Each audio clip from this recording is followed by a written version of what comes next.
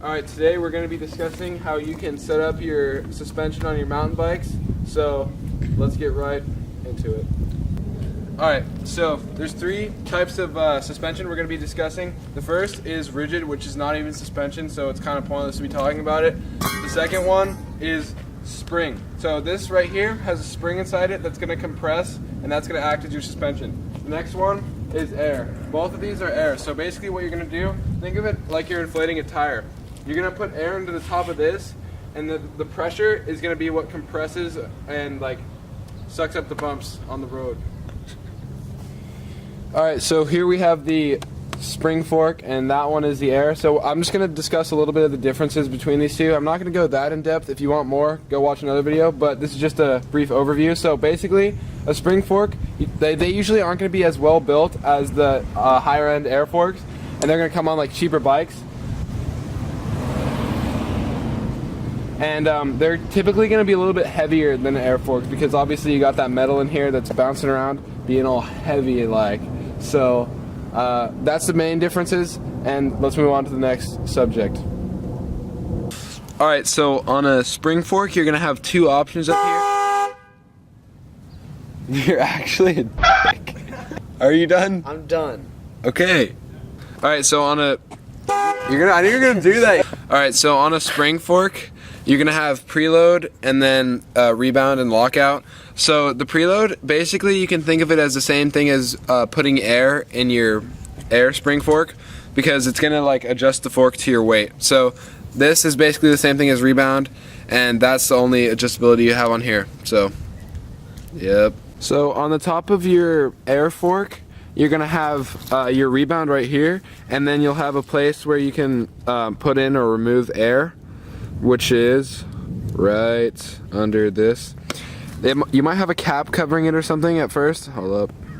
And then you'll notice that it's not like a standard bike pump. So what you're gonna need to adjust this is one of these bad boys. So this is a shock pump. It's like a bike pump, but it pumps up your shock. It just screws on like that. See, you could see the threads on there when I took the cap off of that. So it screws in like that, and then you can just pump it with the little lever. So the PSI that you're going to want is going to depend on the fork that you have. You can see mine has a guide right there. Hold on, wait for it to focus. So you can see it goes by weight and then the pressure.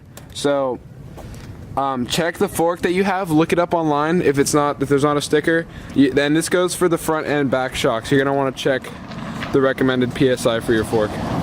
Alright, so when you adjust your preload, you're also going to be adjusting your sag. So you're going to want your sag to be somewhere around 15 to 25%. And what your sag is a percentage of the total travel. So if this is 100 millimeters and the sag goes to, like, you can see it's about 20 right here, that means it's like 20% of my travel, so 20 millimeters. So that's going to be around where you want to set it, and then you'll be good to go. Okay, fellers, to set your sag, what you want to do is sit on your bike, nice and relaxed, slowly sit down, no abrupt maneuvers. Most bikes have this little O-ring right there, which will keep the position. If not, you can use a zip tie or some kind of Velcro thing. Then you gently stand up, and then you'll be able to see your sag. And you can adjust it from there, put more air in, take more air out, depending on how you need to adjust it. Rebound is basically how fast or slow your suspension will return to your preset sag level. The faster your rebound, the faster your suspension will return back to the sag level. This is good for absorbing bumps and stuff like that. It resets fast to absorb the next bump, but this is bad for jumping. When you're jumping, you want a slower rebound, because when you go off the lip of a jump, if your rebound is too fast, it'll kick you forward. But if it's slower, you'll come off the lip with a nice and smooth motion. You might also not want to have your rebound too fast on like really rocky or bumpy trails, because it's going to buck you around. You're just going to want it fast on like mellow, little bumpy trails where you're trying to get the best time. It's more for like cross-country people, right? A faster rebound is good for climbing. Your bike will reset back to its position, thus creating a better pedal efficiency.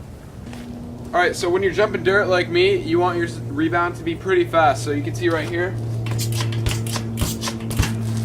that ain't gonna kick me, but it's also gonna save me if I come down, if I come up short on a jump, or if I overshoot it really far, it'll save my buttocks. So that's how you want your suspension on a dirt jumper. So if you guys want to go down gnarly mountains like I do, which you can see on my channel, Jack Brunskill, link will be in the description, you're going to want your rebound to be kind of biased towards slower from the middle. So, what am I? Do you see? No, do not do rabbit mode as much as Hoo Hoo Hoblin will tell you. Ignore it, it's terrible. When you're jumping and doing downhill stuff, a slightly slower rebound is better so that you don't get kicked forward and then end up going over the bars. When you have like a slower rebound, it's much more forgiving on jumps and really rough terrain. Record. It's recording. Let me clarify. Come down, so, come down, come down. There you go. Let me clarify. So I said that you want to have high rebound or fast rebound for this dirt jumper, and that's because it's in the front and it's the only suspension you have. So it's mostly in the back that if you have a rebound too fast, when you go off a jump, that back end is going to kick you forward and it's going to send you over the bars. So just a note, because I don't want you guys to get confused.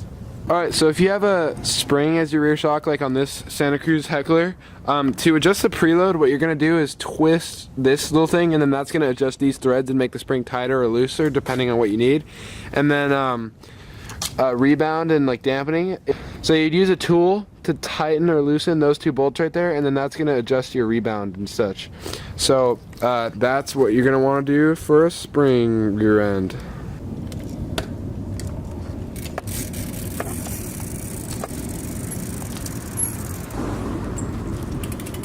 Alright, so that's going to cover your basics for how to set up the suspension on your mountain bike. Thank you for watching. Smash that subscribe button if you're new here, and check out Jack's channel for helping me out.